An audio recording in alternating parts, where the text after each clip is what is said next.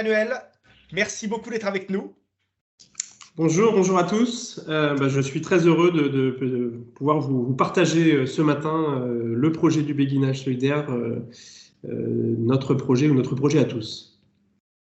Donc nous allons commencer sur cette première demi-heure de présentation du béguinage solidaire donc avec Pierre-Manuel, qui va nous expliquer évidemment la genèse, pourquoi se lancer sur ce projet, d'où vient-il et puis où ils en sont aujourd'hui, évidemment en passant par une explication précise de sa construction, de son imaginaire. Donc je te laisse la parole, Pierre, sur cette présentation évidemment, et puis on interagit pour donner à chacun toutes les précisions sur ce beau projet qui a de forts impacts, si on reprend un terme qui est de plus en plus d'actualité, mais on peut dire que c'est même un terme biblique qui correspond mieux à ce projet, puisque c'est un projet qui est extrêmement fécond. Pierre, on commence par la genèse du béguinage solidaire. Merci Edouard. Et la première question, j'allais dire, qu'on va évoquer, c'est le pourquoi. Pourquoi le béguinage solidaire? Pourquoi cette démarche? Pourquoi est-ce qu'on en est là aujourd'hui? Pourquoi le besoin est immense? Je dirais d'abord pourquoi, parce qu'on est tous concernés. On a tous des parents, des grands-parents, nous-mêmes, des oncles et tantes, des amis qui sont dans une situation qui vieillissent, qui sont dans une situation d'isolement. Voilà, on est tous concernés. Notre démarche, elle s'adresse à des personnes âgées et des personnes fragiles. Notre critère, c'est d'être à la retraite ou d'accompagner des personnes handicapées. Notre fil conducteur, c'est qu'on a tous la même valeur, quel que soit notre âge, quelle que soit notre situation, notre fragilité, on a tous la même valeur et il faut absolument le prendre en compte. On pense aussi que quelle que soit notre situation, quel que soit notre âge, on est libre et on doit pouvoir rester libre, on y reviendra tout à l'heure. Et la solitude n'est pas une fatalité. Vous entendez peut-être régulièrement parler au début de chaque automne des Petits Frères des Pauvres, du rapport annuel des Petits Frères des Pauvres, qui mettent en exergue notamment la solitude et l'isolement. On voit que d'année en année, cette solitude et cet isolement se creusent. On a plusieurs centaines de milliers de personnes qui sont ce qu'on appelle en situation de mort sociale. C'est des gens qui n'ont pas plus que 2 vraies conversations par an. Ça semble hallucinant, mais c'est une réalité, et c'est une réalité qui a encore plus explosé depuis les périodes de confinement que l'on a vécues ces dernières années. Parce que également, on veut, comme l'évoquait tout à l'heure Edouard, redonner ou reprendre l'initiative et ne pas tout attendre de l'État ou des collectivités publiques. On pense qu'il y a une place et qu'il y a un besoin, qu'il y ait des initiatives privées qui émergent. Et puis, je dirais encore le pourquoi, c'est parce que c'est là que j'ai envie de vieillir. C'est là que j'ai envie de vieillir, et vous voyez les chiffres qui s'affichent. Aujourd'hui, on a une proportion déjà très forte de personnes qui ont plus de 60 ans, à un horizon qui maintenant est un horizon relativement proche. On aura plus d'un tiers de la population qui rentre dans ce cadre-là, et donc des populations qui sont inactives, qui sont à la retraite, mais qui ont encore toute leur place dans la société. Donc c'est vraiment un défi et un enjeu qui nous concerne tous. Quels sont les besoins? Quelles sont les attentes? Je l'évoquais, les besoins ils sont immenses. On cherche dans notre démarche à répondre aux besoins et aux attentes du territoire. C'est vraiment un fil conducteur pour nous. Et on veut absolument que l'initiative vienne du territoire. On ne décide pas de dire on va implanter un béguinage à tel endroit. On veut que l'initiative, elle vienne des habitants, elle vienne des associations, elle vienne des élus. Voilà, on est là pour répondre et on est un outil pour répondre à ce besoin. Et de façon encore plus précise, pour les futurs habitants du béguinage, on va chercher à répondre à 3 questions qui sont au cœur de la vie.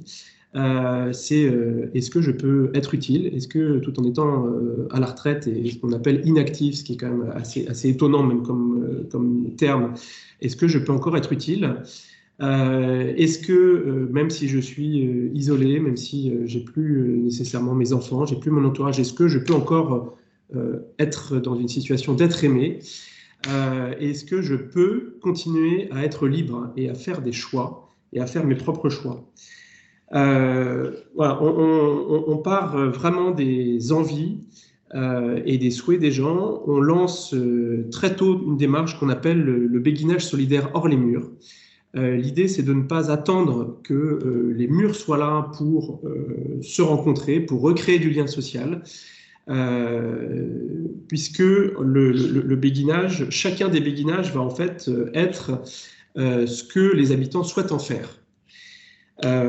C'est les habitants ou les futurs habitants qui vont écrire leur charte de vie et qui vont se mettre en chemin pour dire, voilà, demain on va habiter au béguinage. On lance ce béguinage solidaire hors les murs avec tout un écosystème qu'on appelle les amis du béguinage, puisqu'on vient vraiment faire des projets en partenariat avec tous les acteurs locaux. Nos premiers interlocuteurs sont souvent les collectivités, mais surtout les CCAS, les CLIC, qui sont vraiment au cœur du besoin.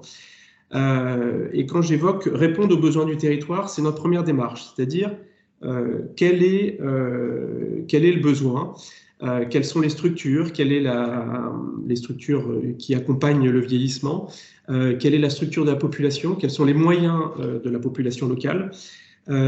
Et on a comme condition d'intervention, c'est de répondre à l'ensemble de ces moyens. Je vais prendre un exemple très simple sur nos premiers projets, que ce soit à Valognes, que ce soit à Falaise, que ce soit à Luçon. La première analyse du territoire et du besoin montre qu'il y a à peu près 70 à 75% des gens qui rentrent dans les critères des logements sociaux. C'est une ligne directrice pour nous. On n'a pas pour vocation à faire des projets pour des gens, uniquement pour des gens qui pourraient aller au béguinage ou partout ailleurs parce qu'ils ont les moyens d'aller partout ailleurs. On n'a pas pour vocation à faire des projets uniquement pour des gens modestes et très modestes. On a pour vocation à accueillir les gens du territoire. Ça, c'est vraiment un point essentiel. Et je reprends toujours un terme dans notre démarche, c'est d'abord que notre projet soit socialement nécessaire. Le deuxième, c'est qu'il soit économiquement viable par rapport justement aux besoins du territoire. Et le troisième, c'est qu'il soit aussi politiquement soutenu parce que c'est un projet que l'on va monter ensemble avec l'ensemble des acteurs et les élus locaux. Je reprends les 3 termes qui sont vraiment au cœur de notre démarche. On s'appuie sur un principe très simple, c'est qu'on a tous des talents différents et voilà, qui permettent de répondre à ces 3 questions. La question d'être utile, je prends 2 exemples dans les démarches du béguinage solidaire hors les murs. Voilà, on a des personnes qui nous disent, voilà, moi j'étais ancienne prof d'allemand, je serais prêt à donner quelques heures par semaine pour accueillir des collégiens, puisque là, en l'occurrence, sur nos 3 premiers projets, on a des collèges et des lycées qui sont presque à côté des béguinages, enfin, dans un périmètre très très proche, pour accueillir et faire des conversations en allemand avec des collégiens et des lycéens. Donc voilà, je vais pouvoir me rendre utile. On a une autre personne qui nous dit, moi j'aime beaucoup écrire, et une autre personne qui nous dit, moi j'aime beaucoup faire de la cuisine, et je pense qu'il y a peut-être des ateliers de prévention à faire sur le bien manger, etc. Là, en l'occurrence, à Valognes, on a des logements HLM tout près du projet. Et donc, voilà, se lance un projet d'atelier cuisine qui vont aboutir à la rédaction d'un livre de cuisine sur la cuisine au sein du béguinage. Le deuxième point, être aimé. Alors, être aimé, vous allez me dire, ça ne se décrète pas. C'est vrai, vous avez tout à fait raison. Malgré tout, on pense qu'au sein du béguinage et avec un accompagnement, on peut faire le nécessaire pour que déjà chaque personne reprenne confiance en elle, qu'elle soit accompagnée, et on y reviendra notamment par la présence bienveillante, qu'elle soit dans un environnement qui lui permette de recréer du lien, de faire des rencontres, et donc de se remettre en une situation où elle va être importante pour son voisin, pour voilà, la personne qui l'attend, etc. Et le troisième pilier, être libre, ça va déjà. Le premier point, c'est que je choisis de venir habiter au béguinage. Je ne subis pas. C'est vraiment une démarche volontaire et je ne choisis pas un logement. Je choisis d'adhérer à un projet de vie. Voilà. Et ensuite, dans ce être libre, c'est aussi je vais choisir, si je souhaite qu'il y ait des prestataires qui interviennent chez moi, je vais choisir très librement qui je souhaite, si c'est l'UNA, si c'est le CCAS, si c'est l'ADMR, etc. Voilà, ces trois éléments cadres doivent permettre de répondre aux besoins et aux attentes des personnes qui vont venir habiter au béguinage. Et j'insiste toujours sur le fait que c'est avant tout un projet social avec une composante immobilière et c'est surtout pas l'inverse. Vous voyez dans notre petit logo qui est très simple, hein, mais il est aussi plein de sens. Ces deux mains protectrices, ce toit protecteur et avec un principe très simple, bien chez soi, bien ensemble. Voilà. On n'est pas sur un principe de colocation, on va y revenir. On est sur un principe d'habitat avec le cœur du projet qui sont des espaces communs qui doivent permettre de vivre bien ensemble. Et sur cette partie, j'évoquerai juste quelque chose qui nous a beaucoup touché sur une réunion du béguinage solidaire hors les murs juste avant l'été. Sur la fin de la réunion, on fait un peu le tour et il y a une personne qui nous dit « j'ai hâte de vieillir ». Alors ça nous a un peu interloqués et on lui dit « mais qu'est-ce que vous voulez dire en disant ça ?» Et ben elle nous dit très simplement « demain, au sein du béguinage, je vivrai plus ». Voilà, et pour nous, enfin voilà, c'était vraiment un résumé de l'élan que l'on cherche à créer par le développement et toute cette démarche préparatoire au béguinage solidaire et à l'ouverture des béguinages.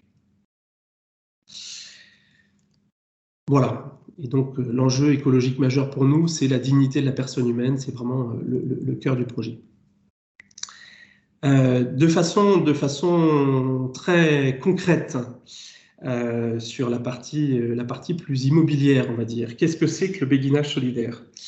Le cœur du projet, c'est des espaces communs. C'est des espaces communs qui sont à disposition des habitants, mais qui sont complètement ouverts sur le quartier, sur la ville, sur l'environnement immédiat. On appelle ça un tiers-lieu, c'est administrativement aussi un établissement recevant du public. C'est vraiment le lieu de rencontre entre les habitants, mais le lieu de rencontre entre les générations. J'évoquais du soutien scolaire tout à l'heure. Il y a plein d'autres activités qui sont en train de se mettre en place sur le premier béguinage donc qui ouvrira au printemps à Valognes.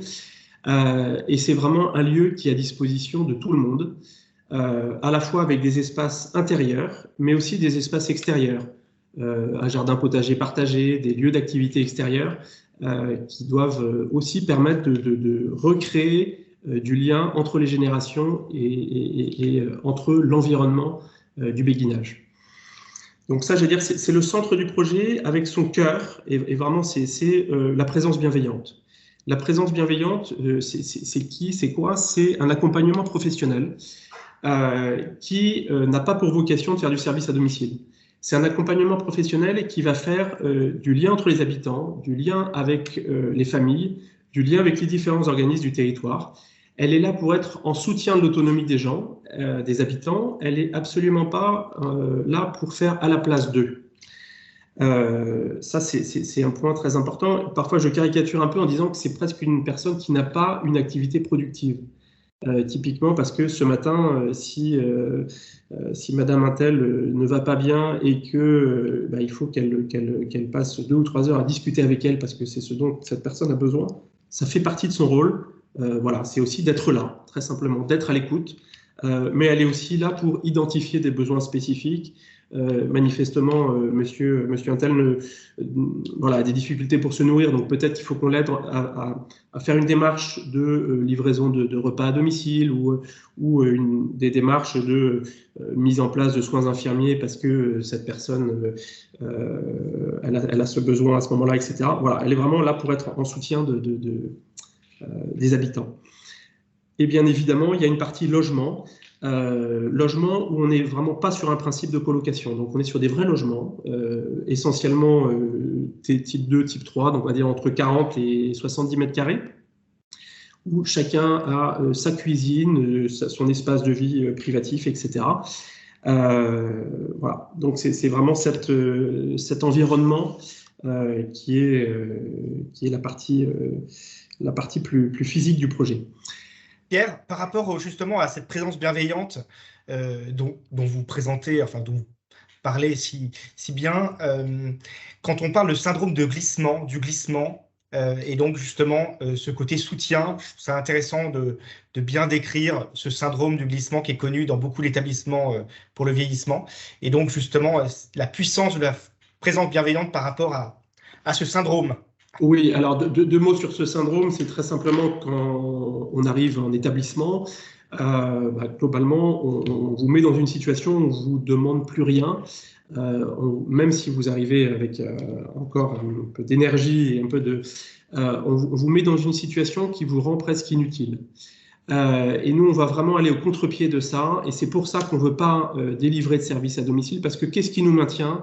C'est les petites choses du quotidien, c'est l'obligation de préparer son repas, c'est l'obligation d'aller faire 3 courses, c'est aussi faire son ménage, voilà, c'est des toutes petites choses du quotidien, mais c'est ça qui fait que le matin, on va se lever, c'est aussi ça qui va donner du sens à notre vie, déjà strictement pour nous-mêmes, et quand on est dans cette démarche plus active, on va pouvoir aussi donner aux autres sur de la disponibilité, de l'envie, des talents, etc.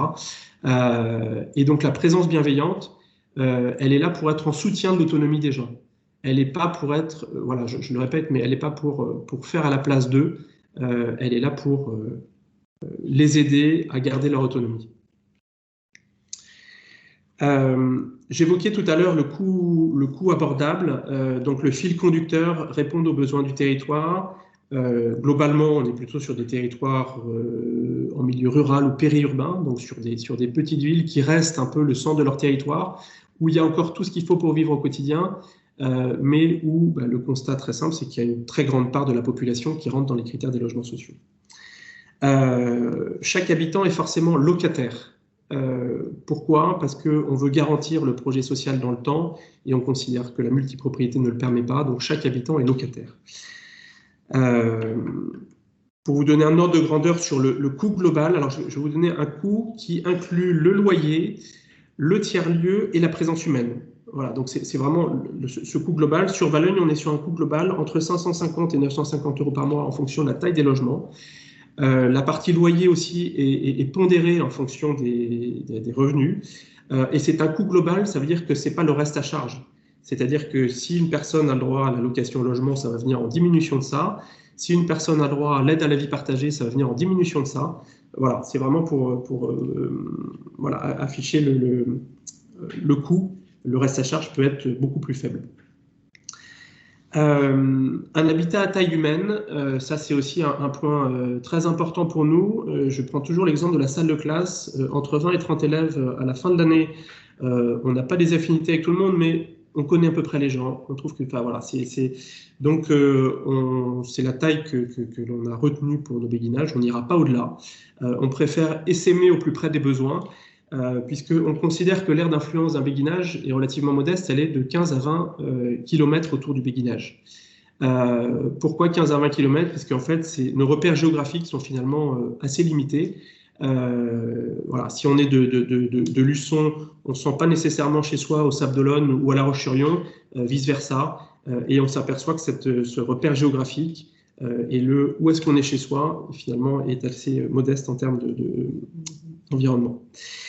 Voilà, en résumé sur cette partie-là, je dirais que pour nous, le béguinage solidaire doit vraiment devenir le bien commun du territoire. Que ça soit le projet des habitants et que ça soit le projet de l'ensemble de l'écosystème du territoire. Je rajouterais juste, Pierre, qu'il y a aussi tout un travail qui est fait par la présence bienveillante et par le travail du béguinage hors les murs, donc qui se fait, vous avez compris, en amont de l'ouverture d'un béguinage, ce travail de recherche de liens, de tisser des liens avec des associations locales. Donc il y a toute une ouverture sur le territoire, comme vous disiez tout à l'heure, mais avec en plus des associations locales qui vont proposer aussi des activités en plus d'activités qui sont proposées par les habitants. Tout à fait, tout à fait. Pour l'illustrer et sur les béguinages, quand on peut le faire, dans la partie tiers-lieu, il y a aussi des espaces comme un atelier de bricolage. On aime beaucoup et on travaille avec une association qui s'appelle L'Outil en Main, qui fait justement, c'est des anciens artisans à la retraite, etc., qui font du transfert de savoir auprès des collégiens, auprès des lycéens. C'est des activités intergénérationnelles qui créent beaucoup de liens, qui remettent aussi du sens pour ces personnes âgées retraitées, et l'exemple est multiple avec voilà, chaque écosystème et chaque association locale.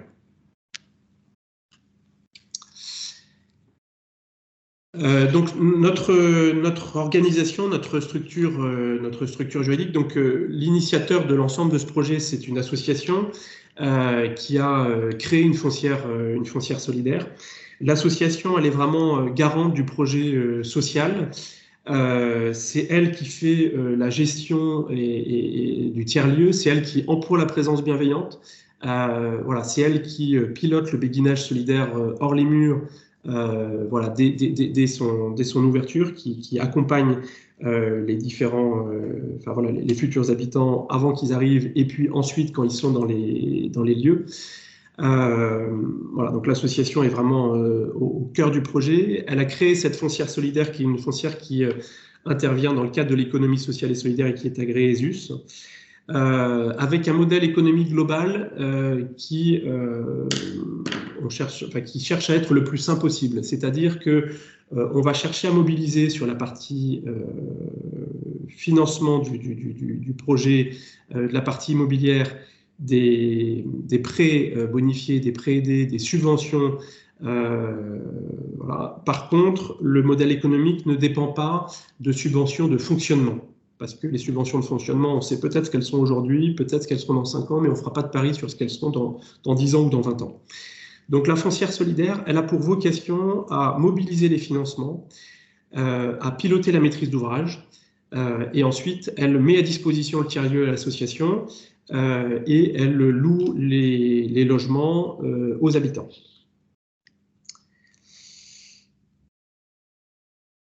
Voilà, en quelques mots sur... Pierre, on peut parler des projets, en tout cas le portefeuille de la foncière actuelle, avec donc le projet, vous avez un peu entendu parler dans cette présentation, c'est le projet dans Cotentin qui va ouvrir les portes au printemps. Donc un peu plus de détails peut-être sur ce projet, Pierre, dont vous voyez les photos d'ailleurs en face de vous, et puis le projet, on va en parler un peu plus dans le détail en Vendée. Et puis après, ce qu'il y a dans les tuyaux. Mais c'est intéressant, comme on a les photos là, de Valogne, peut-être intéressant d'avoir des actualités sur ce beau projet, vous voyez, avec ce bel hôtel particulier qui a une belle histoire en plus. Tout à fait. Deux mots sur le projet de Valogne, donc dont les travaux se terminent là, dans les semaines qui viennent, qui accueillera les habitants donc sur le mois de février. Donc c'est un site d'un peu plus de 6000 m² avec un bâtiment historique dans lequel il y a le tiers-lieu et 18, enfin la partie, j'allais dire, bâtie du tiers-lieu et 18 logements, plus 10 petites maisons à côté. Un point important que je n'ai pas évoqué tout à l'heure, c'est qu'il y a toujours 1 ou 2 logements au sein des béguinages qui sont un logement d'hôtes ou un logement des amis ou des familles, puisque souvent l'obstacle pour quitter sa grande maison, son appartement, etc., même si elle est plus adaptée, même si c'est une passoire thermique, c'est de pouvoir continuer à recevoir ses enfants, ses petits-enfants, ses amis. Donc voilà, il y a 1 ou 2 logements qui sont toujours dédiés à ça au sein du béguinage. Voilà, et ce qui est très intéressant sur le projet de Valogne, où on arrive, j'allais dire, en fin de démarche du béguinage solidaire hors les murs, c'est-à-dire tous les amis du béguinage qui se sont mis en chemin, à l'ouverture ou dans les 2-3 premiers mois de l'ouverture, le béguinage sera rempli. Donc ça, c'est aussi un point important. On évoquera tout à l'heure les risques, mais en termes de risques locatifs. Voilà. Et avec cette démarche qui est indispensable, parce qu'on a par exemple là, un couple qui arrive, ça fait 50 ans qu'ils sont dans le même logement, ça fait 50 ans qu'ils sont dans la même maison, et prendre la décision et se mettre en chemin de dire je choisis de venir habiter au béguinage, ça va être mon nouveau chez moi et je vais quitter ma maison, etc. Voilà, c'est des choses qui se préparent, c'est des choses qui se mûrissent avec eux et qui sont aussi accompagnées sur les derniers mois par la présence bienveillante qui est déjà arrivée et qui les accompagne aussi dans voilà, le départ de leur logement actuel. Et voilà, pour parler en quelques mots du portefeuille, on va faire un petit zoom sur Luçon juste après.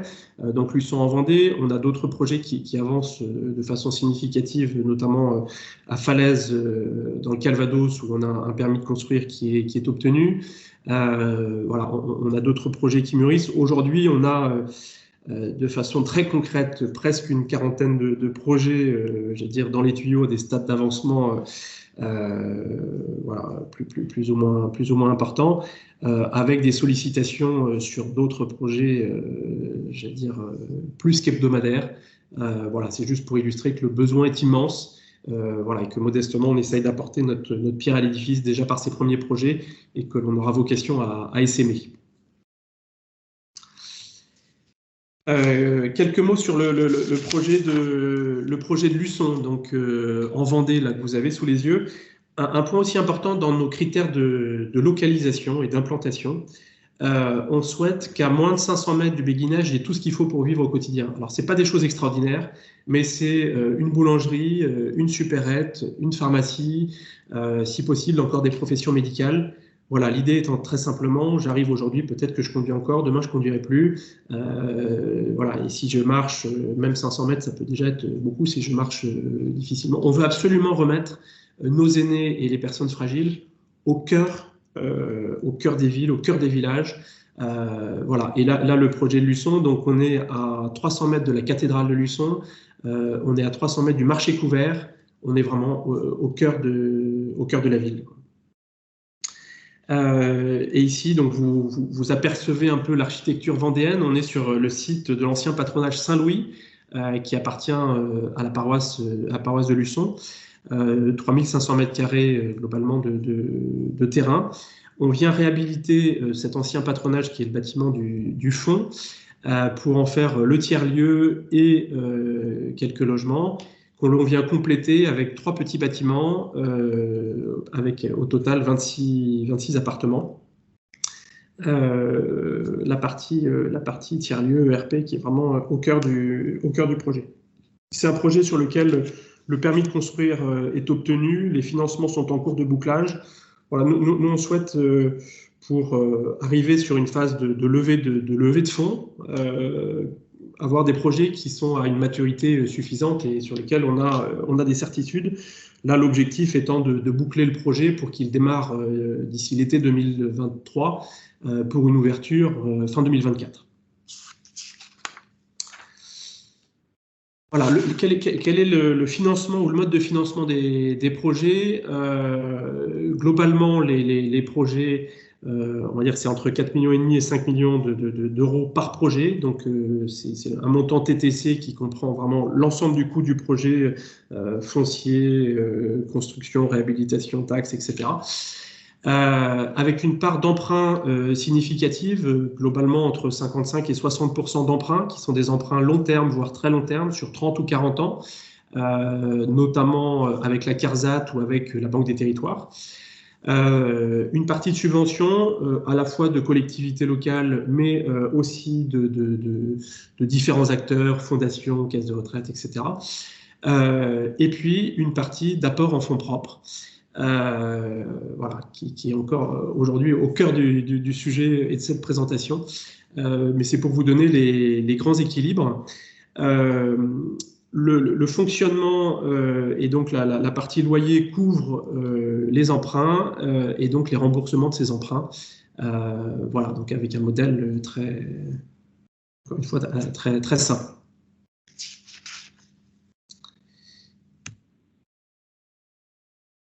Alors, quels sont les risques sur ces projets? On pourrait dire qu'ils sont de trois ordres.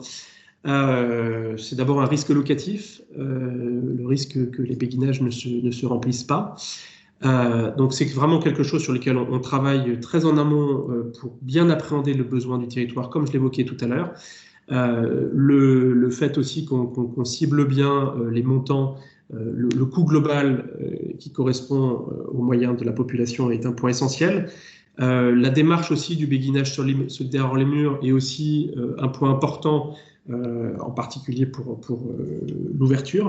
Donc ça, c'est le premier risque. Le deuxième, c'est un risque, ça pourrait être pour la foncière le risque de maîtrise d'ouvrage, c'est-à-dire qu'il y ait des dérives en termes de coût du projet, en termes de planning, etc. Donc cette maîtrise d'ouvrage, elle est déléguée, voilà, avec le jour où le chantier démarre, il y a un engagement ferme sur le coût in fine et sur le planning du projet. Donc voilà, la maîtrise de ce risque de maîtrise d'ouvrage.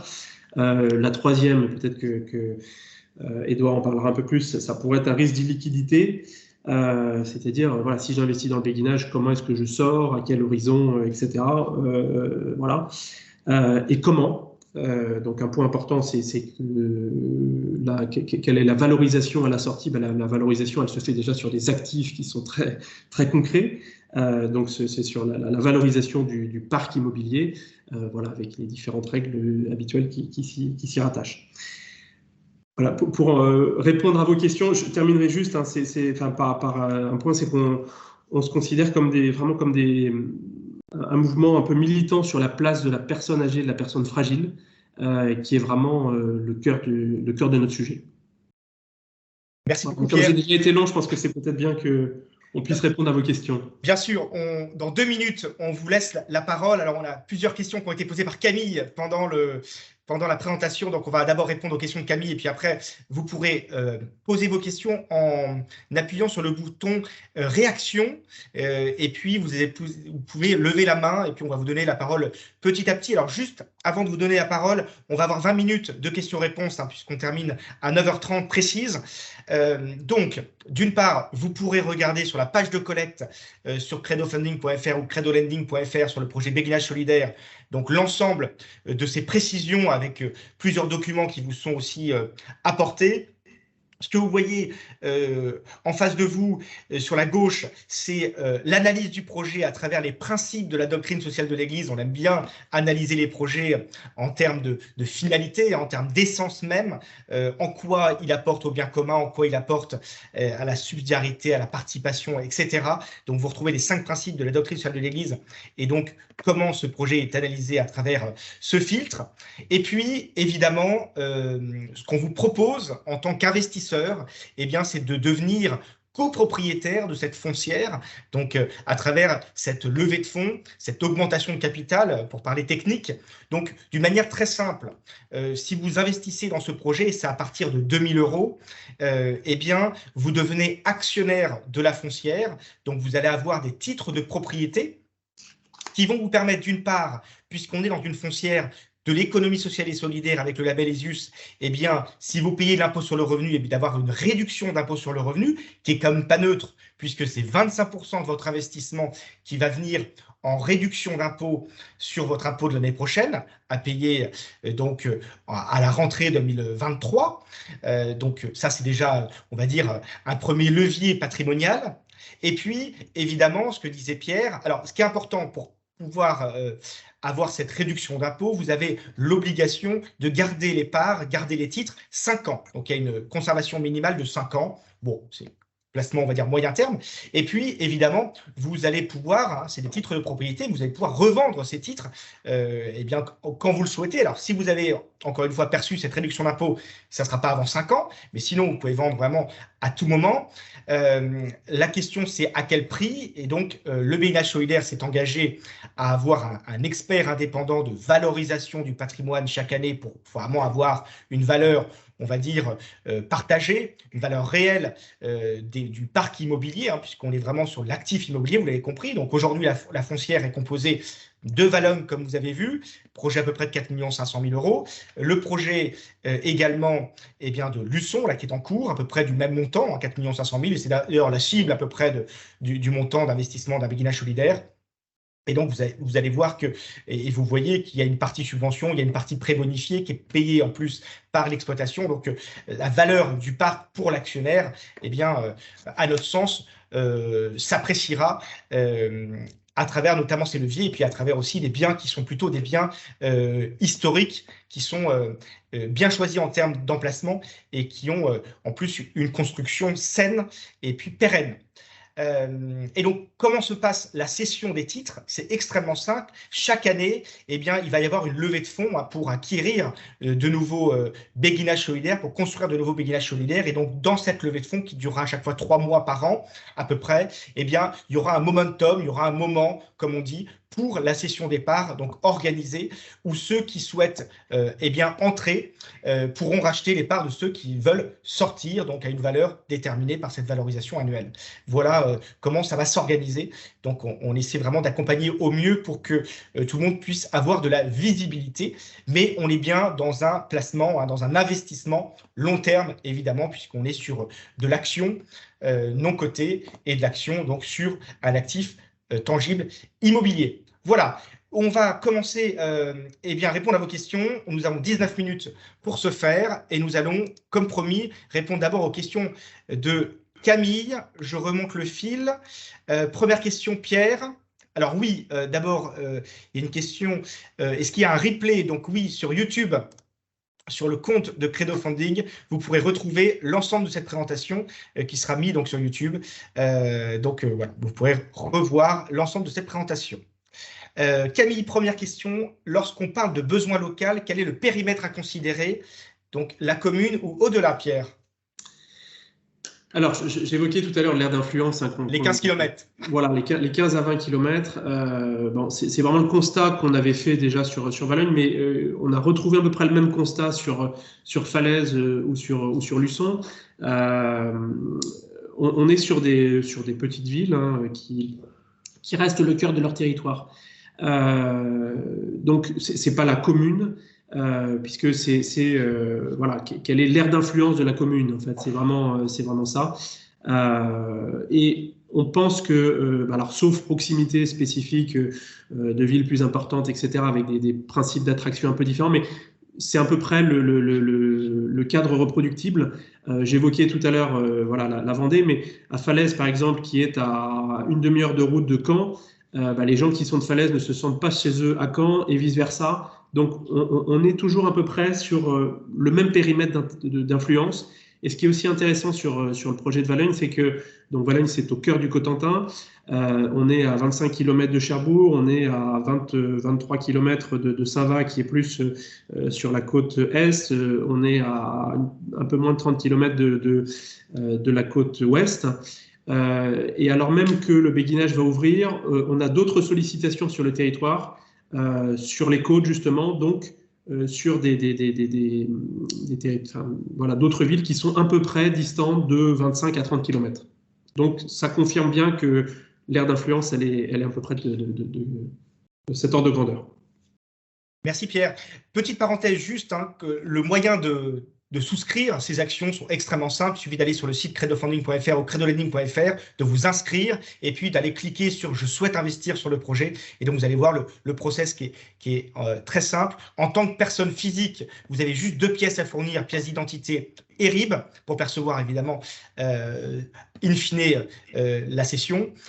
Et puis, vous avez, en tant que personne morale aussi, la possibilité d'investir. Et donc là, il y a quelques pièces supplémentaires, évidemment. Vous imaginez bien les statuts de la personne morale et puis le cabis, etc. Deuxième question de Camille. Dans la continuité de la question précédente, y a-t-il une taille critique de commune à considérer pour ouvrir un béguinage? Est-ce qu'il y a une taille critique? C'est une excellente question. C'est une excellente, parce qu'effectivement, j'ai parlé, de la taille maximum des béguinages sur lesquels nous, on ne voudra pas aller au-delà entre 20 et 30 logements. La taille critique, c'est déjà en termes d'implantation. c'est d'être toujours dans des villes ou des villages où il y a ce qu'il faut pour vivre au quotidien. Je pense que c'est presque la première question. Si on veut voilà, remettre nos aînés, remettre les personnes fragiles, il faut qu'elles aient dans une proximité immédiate, ce qui permet de répondre à leurs besoins principaux. Voilà. Aussi, il y a une taille critique par rapport à la partie espace commun et présence bienveillante. Puisque voilà, ces espaces communs ont un coût, la présence humaine a un coût. Aujourd'hui, on réfléchit, on travaille sur ce que nous on appelle les petits béguinages, qui seraient plus autour de 15 logements. Voilà, c'est pour le moment en réflexion sur certains territoires.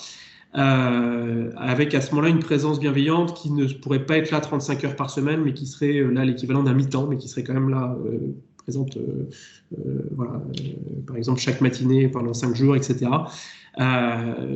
Et comme pour nous cette présence humaine salariée, elle est essentielle. Voilà. Après, c'est aussi une question d'équilibre économique acceptable pour les habitants. Donc, vous êtes plutôt sur quand même du milieu rural et périurbain, hein, ce qui est la cible, Pierre.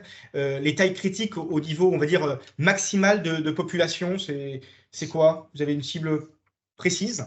Alors, on n'a pas de cible précise hein, aujourd'hui. Je dis, on répond à des sollicitations. On a des sollicitations dans des milieux plus urbains, etc. Mais on n'ira pas sur des tailles de béguinage plus importants. Éventuellement, il faut en faire plusieurs dans un périmètre plus proche, mais on n'ira pas sur des tailles de béguinage plus importantes. Alors, si les personnes sont fragiles et en situation de handicap, Pierre, y a-t-il, en plus de l'accompagnement bienveillant, un accompagnement plus technique ou médical? Comment ça se passerait? Alors, tout à fait, c'est une très bonne question et je vais rebondir dessus par rapport aux spécificités du territoire. Dans la première analyse des besoins, je prends l'exemple de Valogne, il y a une association qui très tôt nous interpelle, qui gère une association qui accompagne un ESAT et un foyer occupationnel, et qui nous dit, voilà, moi j'ai besoin spécifiques pour mes anciens travailleurs qui quittent l'ESAT. Et donc sur Valogne, par exemple, on a réservé 4 logements au sein du béguinage qui sont à destination de cette population. Plus fragile, qui a aussi un accompagnement spécifique, aussi avec un accompagnement, y compris dans le béguinage solidaire hors les murs, pour que les autres habitants du béguinage comprennent et accompagnent mieux ces personnes extraordinaires. Donc voilà, ça c'est la réponse sur un besoin spécifique. Et sur des personnes qui ont des fragilités ou des handicaps particuliers. Déjà, ce que je n'ai pas précisé, c'est que l'idée, c'est que les habitants arrivent au béguinage dans un environnement qui leur permette de rester là le plus longtemps possible. Ça va être un environnement déjà matériel avec des logements qui sont complètement adaptés, un tiers-lieu qui est complètement adapté. Aujourd'hui, j'arrive debout, demain je suis en fauteuil, etc. Je peux bien évidemment rester dans mon logement, etc. L'environnement humain également. Et dans le rôle aussi de la présence bienveillante, voilà, ça peut être de faire l'interface avec des soins infirmiers à domicile qui interviennent quotidiennement auprès de telle personne qui a tel besoin. Voilà, ça peut être demain, et on espère aussi peut-être des soins palliatifs qui pourraient voilà, accompagner les gens au sein du béguinage s'ils en ont besoin, etc. Donc, voilà, c'est aussi dans le rôle et les missions de la présence bienveillante, d'identifier les besoins et de faire ces interfaces avec les différents acteurs du territoire qui seront amenés à intervenir spécifiquement sur des besoins particuliers des habitants. Alors, nouvelle question de Camille. Fonctionnez-vous dans des lieux qui n'appartiennent pas à la foncière? Alors, à ce jour, non, mais c'est quelque chose qui n'est pas exclu. Donc, ouverture totale. Tout à fait. Bon, Philippe qui nous dit désolé de ne pouvoir rester, bravo pour ces beaux projets. Bon, on prend évidemment ce commentaire. Camille pose la question sur la présence bienveillante. Alors, Pierre, tu as un petit peu répondu, mais comme tu vas être plus en détail, mais habite-t-elle sur place cette présence bienveillante? Alors, surtout pas.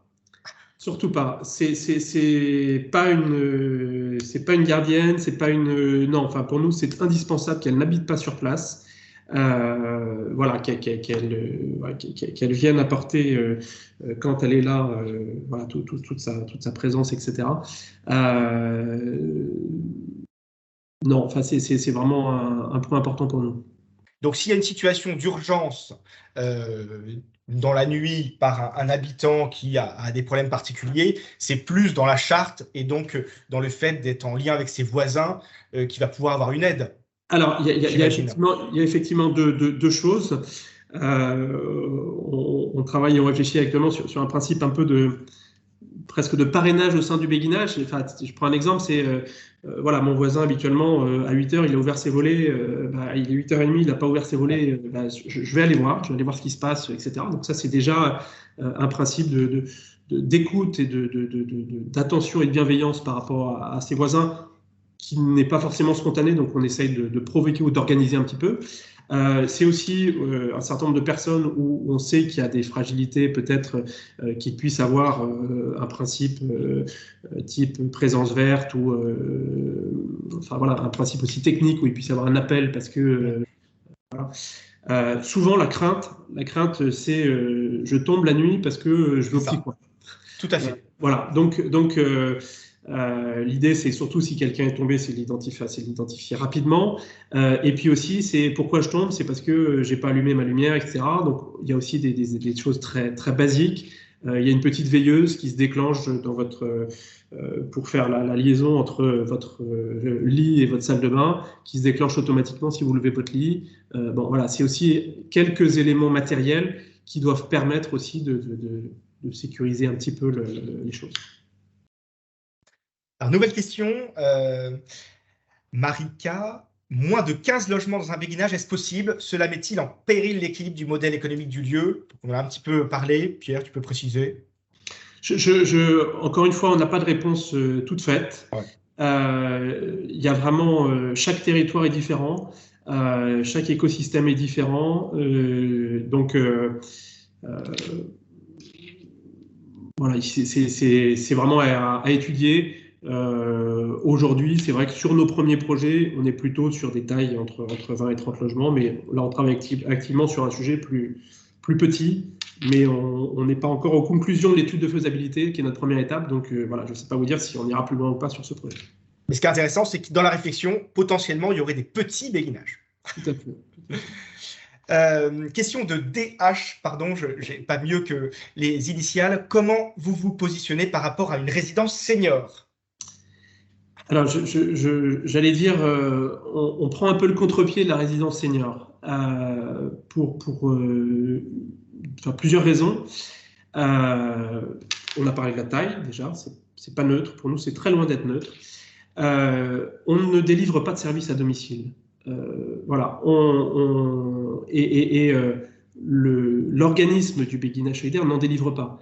La résidence senior, c'est-à-dire que plus elle délivre de services, plus elle gagne d'argent. Donc, elle va plutôt vous inciter à aller dire, bah, écoutez, monsieur Untel, venez manger le midi au restaurant, voilà, c'est quand même plus agréable. Vous allez quand même pas faire votre ménage chez vous, on va vous mettre quelqu'un en place, etc. Nous, on dit plutôt aux gens, surtout, faites votre ménage. Voilà, l'obligation de faire son ménage quotidien, ça donne aussi un objectif à sa journée. L'obligation de préparer son repas, ça donne un objectif à sa journée, etc. Donc, voilà, on est vraiment sur des et puis un autre point essentiel, c'est le coût pour les habitants. Et puis le point, enfin, c'est que les projets sont montés et sont ce que souhaitent en faire les habitants. Les projets, les activités, il n'y a absolument pas ce qu'on appelle dans les établissements d'activités occupationnelles. Il n'est pas question d'en faire. Les activités seront ce que souhaiteront les habitants. Si telle personne aime jouer à la belote, mais n'a pas forcément l'énergie d'aller jusqu'à organiser officiellement un tournoi de belote, etc., elle va être initiatrice. La présence bienveillante va être en soutien pour l'aider peut-être dans la logistique, etc. Mais ça va être l'initiateur, ça va bien être l'habitant. Et même chose sur chacune des futures activités ou actions au cœur du béguinage. Et puis, le tiers-lieu est un vrai lieu complètement ouvert sur la ville. Là, à Valogne, on est à 150 mètres de la gare. L'autre jour, il y a quelqu'un qui dit, mais est-ce que, voilà, si j'attends une demi-heure, si je suis là une demi-heure avant mon train, est-ce que je peux venir au béguinage, etc. Bien sûr, c'est fait pour. Voilà. Donc, c'est complètement ouvert. Vous pouvez même aller prendre votre café au sein du béguinage. Pour créer du lien avec l'extérieur. Question de Didier, quelles sont vos relations avec les départements et la conférence des financeurs? Alors, elles sont au cas par cas selon les projets. Aujourd'hui, les départements nous soutiennent ou nous accompagnent de façon significative. Je prends l'exemple de Valognes par des subventions à l'investissement et aussi par la garantie des prêts. Même chose sur le projet de Luçon. Et la conférence des financeurs aussi, en fonction des départements ou des fonctionnements, nous accompagne dans le financement du projet.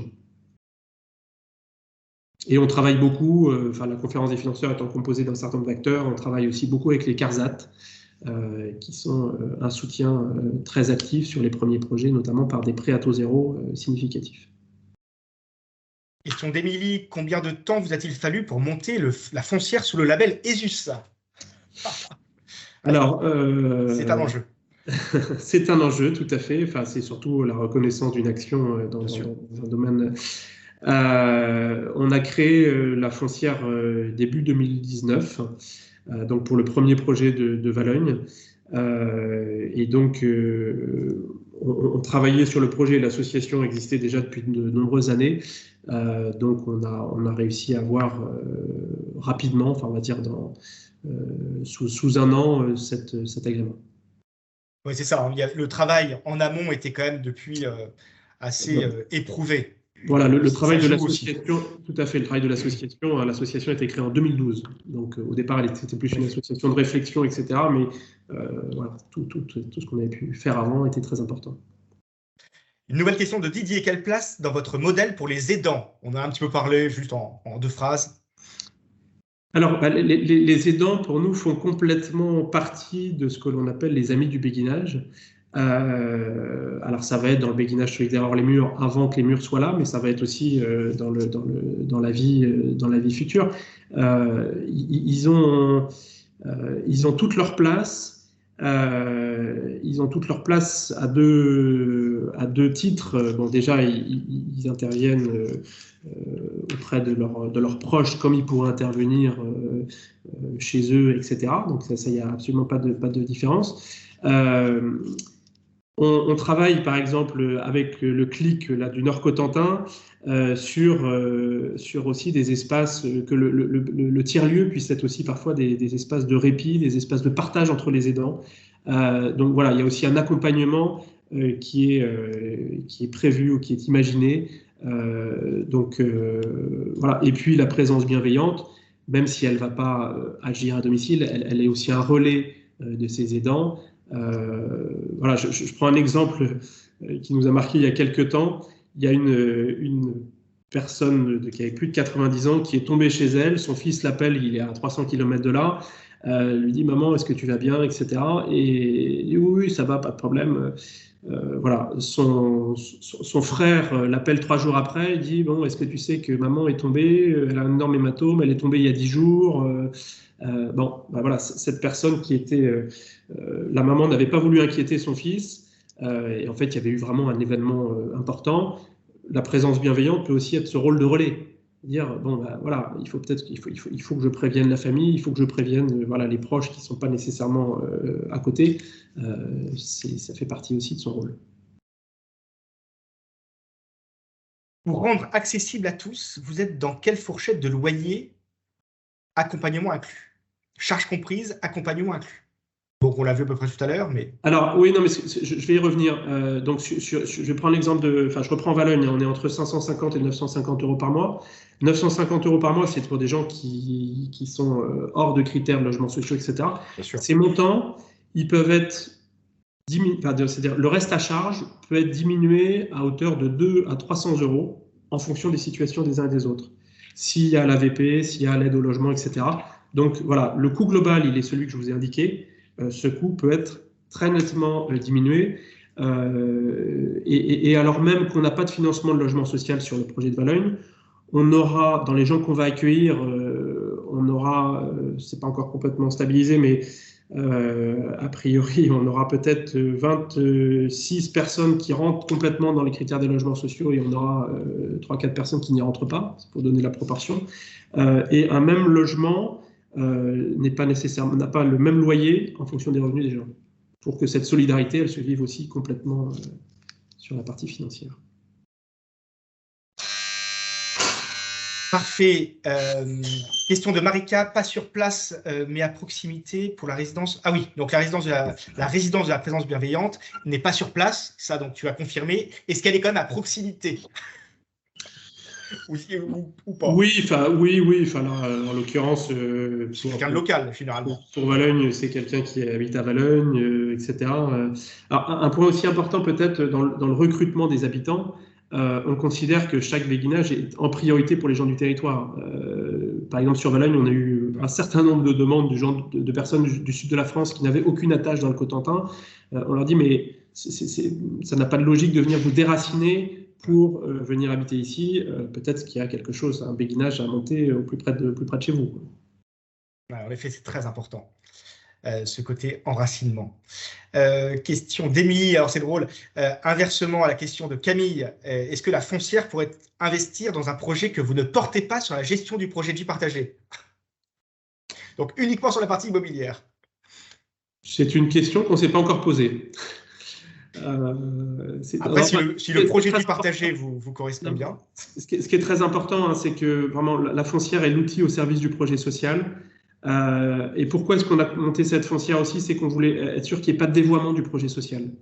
Voilà, parce que typiquement, il y a 1 an et demi, il y a beaucoup de gens qui nous ont dit, en particulier sur la ligne, dire mais vous avez qu'à augmenter vos loyers, de toute façon vous allez remplir, ce qui est vrai, mais c'est pas notre vocation. Enfin, on n'intervient pas dans le cadre de l'économie lucrative.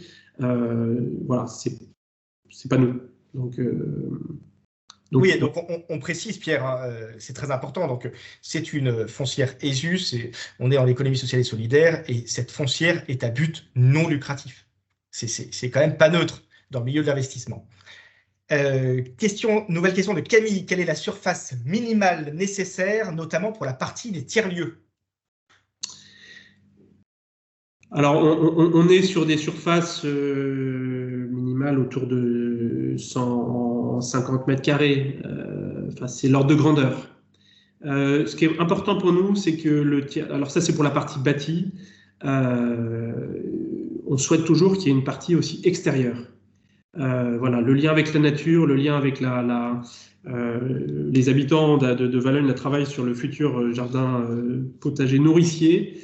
Voilà, c'est aussi à leur initiative, ça fait partie complètement du sujet qui sera travaillé avec les plus jeunes, avec les collégiens, les lycéens. Voilà. Dans la mesure du possible, c'est vraiment quelque chose qu'on souhaite maintenir. Allez, 9h32, on termine avec les 2 dernières questions. Il y a Camille qui posait juste la question, faut-il que tous les espaces soient ERP? Alors, nous aujourd'hui, sur les tiers-lieux, tous nos espaces sont ERP. Bon, après, en fonction de la configuration des lieux, ça pourrait être. Mais oui, aujourd'hui, c'est le cas sur nos projets. Oui. C'est ERP parce que c'est des lieux qui vont accueillir des personnes extérieures au béguinage. Exactement. Si c'était des lieux qui accueillaient uniquement les personnes du béguinage, donc des lieux, on va dire, privés mais partagés, et là, le ERP ne serait pas obligatoire. Oui, voilà, il y a un certain nombre de subtilités, mais oui, nous, le principe, c'est vraiment que ça puisse accueillir des gens de l'extérieur. Alors, message d'Émilie qui nous dit « Merci pour votre présentation, j'adhère à 100% et vos propos résonnent complètement avec ma vision et les valeurs que je veux insuffler dans le projet que je porte. » Merci Émilie pour ce témoignage. Nous avons François qui nous dit « Merci pour cette belle présentation. » Camille nous pose une dernière question et ce sera la dernière. Avez-vous des financements d'actions logement? Des financements d'actions logement. Donc, action logement, ça doit être peut-être un moyen de se financer ou en tout cas, non, on a en fonction des projets, on a des prêts type des prêts du logement social. On n'a pas de financement spécifique ou direct d'action logement. Bon, écoutez, merci Pierre. Et puis Didier qui nous dit merci pour cette présentation humaine et solidaire. Ce sera le dernier témoignage qui nous va bien, Pierre, hein, je pense. Donc, on vous rappelle qu'il est désormais, depuis maintenant une dizaine de jours, possible d'investir via donc, le site credofunding.fr, credolending.fr, donc dans cette belle foncière. Vous avez vu l'œuvre qui est proposée par Pierre. Donc, Valogne va ouvrir au printemps prochain, c'est déjà complet. Le prochain, donc Luçon, il y a Falaise qui va arriver. Oui, Pierre, quelques petites perspectives, mais on les a déjà. Et puis, je vous laisse le mot de la fin quand même. Et en tout cas, merci beaucoup pour ce que vous faites. Ça nous fait chaud au cœur. On pense à nos vieux jours, mais aussi on pense à nos anciens et on pense à tous ces problèmes de solitude, hein, de fragilité. Et voilà, vous y répondez parfaitement et merci vraiment pour votre action qui, évidemment, on espère tous, en appelle beaucoup d'autres. Oui, je terminerai juste pour dire que le besoin, il est vraiment immense. On a au quotidien des témoignages vraiment poignants des gens qui sont rentrés dans la démarche du béguinage solidaire hors les murs, vraiment des témoignages qui nous portent. Donc voilà, rejoignez-nous pour qu'on puisse essaimer et répondre au mieux aux besoins de chacun.